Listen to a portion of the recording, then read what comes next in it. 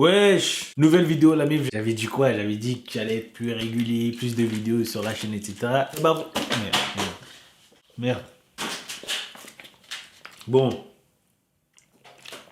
tu vas pas commencer, hein. Bon, je disais, aujourd'hui on va pas... Attends. Quoi? Quoi? D'ailleurs, je pense que je vais me lancer un défi. Genre, je vais pas me couper les cheveux ni la barbe tout au long du confinement. Et jusqu'à la fin du confinement. Ah. Bon, en gros, t'as vu, tu vois, des fois, quand tu veux faire un truc, mais il y a des gens qui t'empêchent de faire un truc, tu vois. Moi, j'étais chaud à faire ce challenge, tu vois ce que je veux dire. Mais là, hier, t'as vu, je suis parti 2 minutes à la salle de bain. J'ai vu ma tondeuse. Ma tondeuse, elle était là, elle me regardait. Après, je me suis dit, non, faut que je respecte le challenge et tout, c'est important. Ma tondeuse, je sais pas, elle me regardait bizarre, elle était triste. Je l'entendais chuchoter. D'habitude, tu me prends toutes les 2 semaines, et là, ça fait 3 semaines. Après, t'as vu, je me suis dit, non, j'ai pas envie, mais après, c'est bon, j'ai coupé, c'est vrai que j'ai coupé. Non, la vraie histoire, c'est que ma meuf, elle a regardé la vidéo que j'ai fait, la vidéo d'unboxing, d'ailleurs la vidéo qui a fait un flop total. Elle m'a appelé, elle m'a dit, t'es sérieux? Je dis quoi? Tu vois pas que t'es négligé? Je dis non, mais tu vois, le challenge, elle m'a dit non, je veux rien savoir. Je dis bon, ok, d'accord, bébé. Après, t'as vu, moi, je me coupe tout seul. Pour ceux qui savent pas, en plus, là, en confinement, il n'y a pas de quoi faire ouvert. J'ai fait quelques vidéos tuto, comment se couper tout seul. Je vais mettre des liens en bas, hein. Et voilà.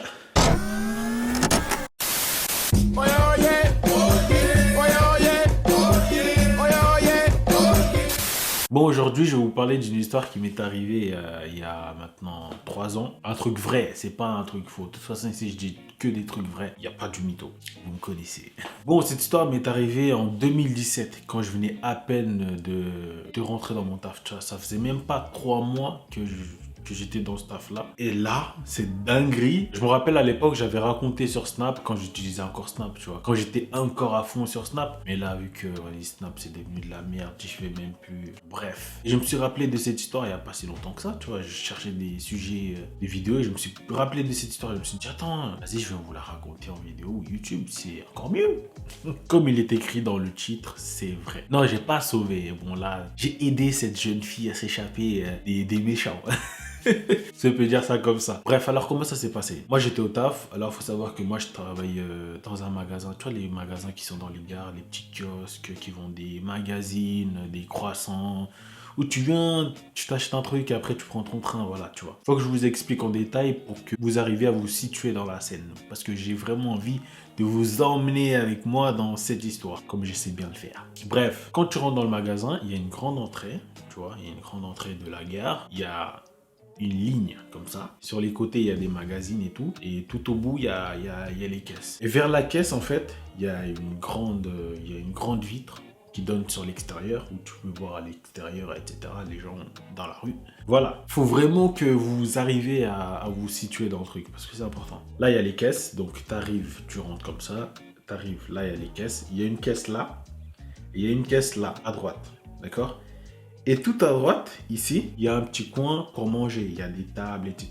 Il y a un angle mort, tu vois ce que je veux dire. Il y a un angle mort par rapport aux gens qui sont dans l'autre caisse, dans la caisse de gauche. Ou sur les gens qui sont de l'extérieur, qui regardent à l'intérieur du magasin. Tu comprends un peu? Il y a un angle mort. Et là, il y a un petit coin à manger. Et juste à côté, il y a la porte du personnel, tu vois, où nous on rentre, où il y a la réserve, le bureau, etc. Bref, je vous explique ça parce que c'est très important dans l'histoire. Moi, ça faisait même pas un mois que je travaillais là-bas. J'étais là, je travaillais avec mon collègue, etc. Et j'étais avec des clients, tu vois. Il y avait une queue, je vous rappelle, il y avait une queue. Et j'ai vu une fille qui devait avoir dans les 18, 19, tu vois, 18, 19 ans. La meuf, elle arrive, genre, elle double tout le monde. Et je vois, elle vient vers moi, tu vois. Elle se colle à moi, tu vois. Et moi, j'étais là, je comptais les pièces et tout, etc., tu vois, parce que j'étais encore nouveau. Et fallait pas que je fasse des erreurs, etc. Je comptais bien les pièces, donc ces trucs. Et j'ai senti une présence à ma droite. J'ai pas trop calculé. Et la meuf, elle se rapprochait de plus en plus vers moi, tu vois. Là, je regarde la meuf. Et là, je vois la meuf qui me chuchote, monsieur, s'il vous plaît, aidez-moi, il y a des gens qui veulent me frapper. Je dis, ouais, il se passe quoi là? J'ai rien compris, tu vois. Et là, même pas 30 secondes, il y a deux mecs qui sont entrés dans le magasin, qui se sont mis à 5 mètres, tu vois, et qui l'appelaient. Vas-y, viens, sale pute, tout ça. Bref, je suis désolé pour les insultes, etc. Mais t'as compris. Et là, je commence à me dire, wesh, tu vois, sur le moment, j'ai pas compris qu'est-ce qui se passait. Là, je commence à me dire, wesh, il se passe quoi là, c'est chaud. Il y avait des clients qui voulaient des trucs, qui me pressaient de ouf. Tu vois, quand tu travailles dans la gare, il y a toujours des gens qui te pressent, ouais, j'ai demandé mon truc. J'étais là, je gérais les gens, je gérais la meuf. Enfin, je gérais pas la meuf dans le sens de gérer, tu vois. La situation de la meuf. Bref. Et comme je disais, je travaillais avec un collègue à moi. Mais sauf que mon collègue, lui, c'était un daron. Tu vois, c'était vraiment un daron, quoi. Un monsieur, tu vois. Tous les détails sont très importants dans ces histoires. Si je précise, c'est pas pour rien. Faut vraiment que vous arriviez à vous situer dans cette histoire. Et là, l'un des mecs, il arrive avec la puce de la meuf. Il lui dit, tiens, ta puce, je la casse. Il a cassé sa puce. Il a balancé son téléphone par terre. Et je me suis dit, waouh, c'est chaud là. C'est vraiment un truc qui peut partir en couille, tu vois. Bref, et la meuf, elle était toute tremblante, mais vraiment, elle tremblait de ouf. Elle avait vraiment peur. Et là, je me suis dit, attends.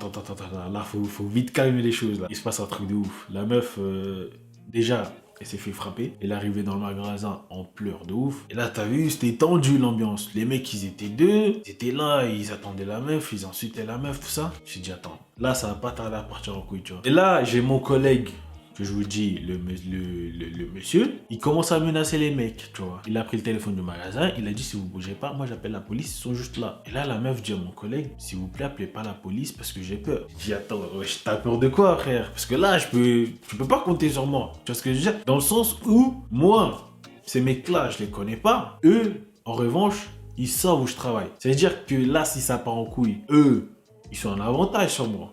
Déjà, ils sont deux, moi je suis tout seul, je peux même pas compter sur mon collègue, c'est un daron. C'est même pas une question de bagarre ou une question de me vanter, etc. Franchement, si c'était pour me taper, j'étais chaud, j'étais prêt. Mais le truc, c'est que eux, ils savaient où je taffais. Et moi, je les connaissais pas, je savais même pas où ils habitaient, etc. C'est-à-dire que peut-être qu'ils allaient revenir après avec une équipe. Et moi, c'est sur mon lieu de travail, je venais juste d'arriver. J'ai dit là, va falloir trouver une solution. Parce que là, je peux pas me permettre, tu vois. D'autant plus que mon collègue, lui, il partait l'après-midi, tu vois. Et moi, l'après-midi, j'ai resté les 4 heures tout seul pour la fermeture, etc.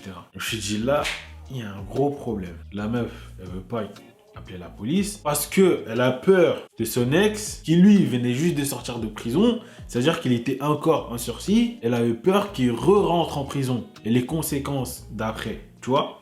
Je me suis dit, oh là, tu sais, les trucs comme ça arrive qu'à moi. C'est-à-dire, donc là, tu comptes que sur moi. Mais moi, je peux pas me permettre. Tu vois ce que je veux dire? Je peux pas me... Là, je commence à me dire, putain, je fais quoi? Parce que là, bref, on va faire une petite pause. Oh, parce que cette histoire-là... Bon, je disais, je pouvais pas me permettre de faire n'importe quoi. Et je sais même plus où j'étais là. Et la meuf nous a vraiment supplié de pas appeler la police, tu vois. Et là, t'as vu, moi j'étais dans une situation, frérot, je sais pas quoi faire, je sais pas comment réagir, tu vois. Parce que, t'as vu, faut la comprendre un peu la meuf, tu vois. C'était une meuf qui était vraiment sous l'emprise, je sais même pas si on dit comme ça, alors sous l'emprise de son mec ou son ex, tu vois. Et tu vois, elle avait peur des conséquences après, tu vois. Parce que tu vois, dire comme ça, ouais, t'es bête, fallait appeler à la police. Tu vois, dire comme ça, c'est facile. Mais faut voir les conséquences d'après, tu vois. Peut-être qu'après, ses potes vont s'en prendre à elle ou même la famille du mec, tu vois. Je me suis dit, ah là là, c'est embêtant un peu. Hein, parce que là, tu comptes sur moi. Moi, fight lui. Ah, gros, ça va être difficile, hein. Et le truc que je comprenais pas, c'est parce que les mecs sont venus à deux quand même pour frapper une meuf. À deux. C'est-à-dire que son mec, là, il a ramené son pote pour frapper une meuf. Et c'est à ce moment-là, j'ai compris que, frère, c'était des sales, tu sais. C'était des, tu sais, pour de vrai, je vais pas me vanter, hein. Je suis pas un McGregor, je suis pas un bagarreur. Mais en vrai de vrai, la vie de ma mère, je pouvais les prendre les deux. Et là, dans cette situation-là, je me suis dit, va falloir garder ton calme et essayer de gérer la situation. Parce que déjà, les mecs qui faisaient des allers-retours, ils rentraient, ils insultaient la meuf, ils sortaient. Son pote rentrait, appelait la meuf, l'insultait, sortait. C'était comme ça pendant 30 minutes. Et j'ai dit à la meuf, écoute, tu sais, on va faire quoi? Tu rentres dans la partie privée, là, du magasin, tu te poses là-bas et je vais réfléchir à un truc. Ah non. Avant ça, la meuf, elle a fait quoi? Elle a pris mon téléphone pour appeler son pote. Elle lui a expliqué la situation, tout ça. Et son pote, il voulait pas bouger. Tu vois, je sais pas s'il avait chaud ou je sais pas quoi. Elle a dit, ouais, je sais pas quoi, j'ai des trucs à faire. Du coup, la meuf, elle comptait que sur moi. Et cette histoire, c'était vraiment n'importe quoi. Je sais pas, je pouvais pas la laisser comme ça, tu vois. Bref, donc j'ai dit à la meuf, c'est quoi? Rentre dans la partie réservée au personnel, là.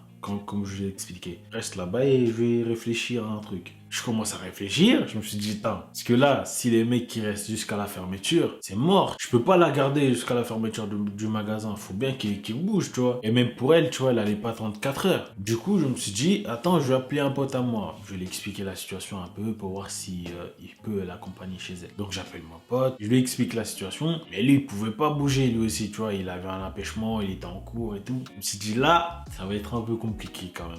Là, je suis obligé de l'accompagner. Du coup, je me suis dit, attends, vu que là, cette partie-là, c'est un angle mort pour eux, ils peuvent pas voir. Et juste à côté, il y a une sortie de secours qui donne directement dans la rue d'à côté. Tu vois, je pouvais lui dire, ouais, vas-y, sors par là et taille-toi de là-bas. Mais c'était trop risqué, tu vois. J'avais peur que le mec, il voit et, tu vois, il fasse le tour et il la chope, tu vois. Je me suis dit, non, attends, il va sortir par là, mais il faut quand même une assurance. Donc, du coup, je me suis dit, attends.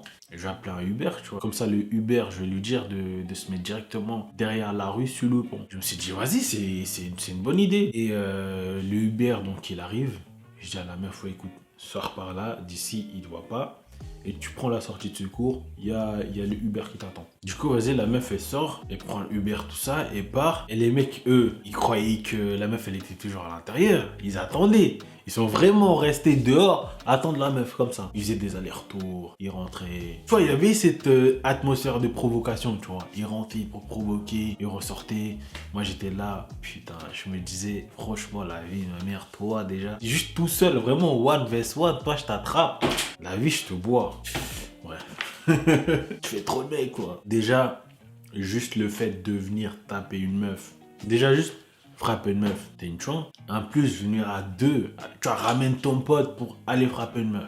Ça veut dire que t'es t'es pas une chouin, t'es vraiment la reine des chouins. Non, même chouin, alors, c'est trop prestigieux pour toi. Toi, t'es une sous-chouin.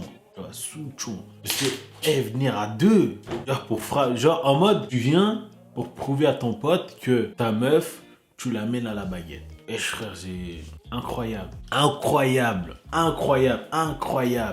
Du coup, vas-y. Et à un moment, vers la fermeture, tu vois, je me suis dit, ouais, frère, ils vont pas attendre jusqu'à la fermeture quand même, les mecs. Ils sont cons ou quoi? Ils voient très bien que ça fait 1000 fois qu'ils rentrent, ils font des allers-retours, ils voient très bien que la meuf, elle est plus là, en fait. Donc, du coup, quand je voulais fermer le magasin, je vais le voir, je vais lui dire, gros, ça sert à rien d'attendre, elle est plus là, elle est partie. Il me dit, ouais, on l'a pas vu partir, tout ça. Je dis, tu vas attends, frère. Moi, je t'ai dit qu'elle est partie, elle est plus là. J'ai fermé la porte, j'ai fait le ménage, tout ça, J'ai pris mes affaires pour sortir. Je l'ai vu de loin, genre en mode, ouais, elle va sortir, frère. J'ai baissé le rideau, j'ai ouvert la porte du magasin, j'ai fermé la porte du magasin, je suis parti. Et les mecs, dans leur tête, ils se sont dit, putain, on est con.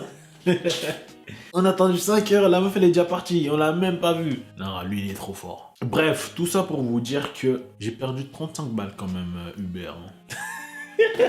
Non, mais faut pas réagir comme ça. T'as quand même sauvé la vie d'une femme, c'est très important. Ouais, j'avoue. Mais bon, 35 balles quand même. C'est souvent comme ça commence comme ça, tu vois. Hypercute, mauvaise chute, piouf, mort, féminicide. Bref, déjà, j'espère que la meuf, elle va bien. Et voilà, c'est la fin de cette histoire et heureusement que ça s'est bien fini. Hein. Ça s'est pas parti en couille, etc. Et la meuf, j'espère qu'elle va bien et tout. Et voilà, qui finit bien.